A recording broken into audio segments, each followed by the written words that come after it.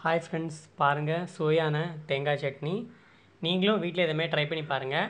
இட்லியும் சரி, தோசையானாலும் சரி, ஒன்று கூட மீதம் இருக்காது, எல்லாமே காலி ஆயிரும். அவ்வளோ டேஸ்ட்டானது. வாங்க எப்படி பண்ணலான்னு பார்க்கலாம்.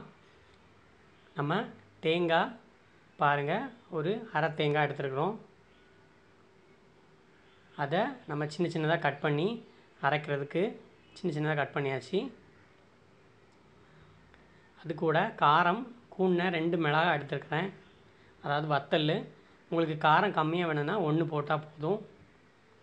பின்ன பூண்டு பல் வந்து சின்ன பல்லாக இருக்கிறதால ஒரு 6 பல் எடுத்துருக்குறோம்.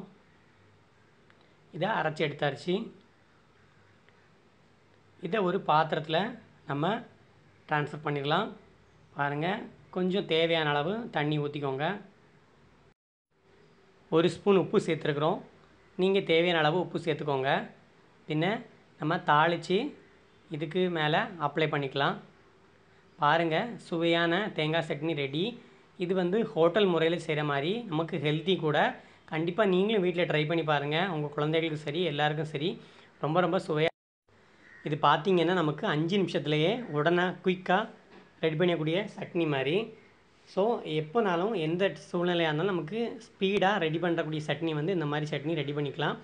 தோசைக்கானாலும் சரி, சப்பாத்திக்குனாலும் யூஸ் பண்ணிக்கலாம். கண்டிப்பாக இதை நீங்கள் ட்ரை பண்ணி பாருங்கள். ட்ரை பண்ணி பார்த்துட்டு உங்களோட கருத்துக்களை கமெண்ட் பாக்ஸில் கமெண்ட் பண்ணுங்கள். லைக் பண்ணுங்கள், ஷேர் பண்ணுங்கள், சப்ஸ்கிரைப் பண்ணுங்கள், மறந்துடாதீங்க.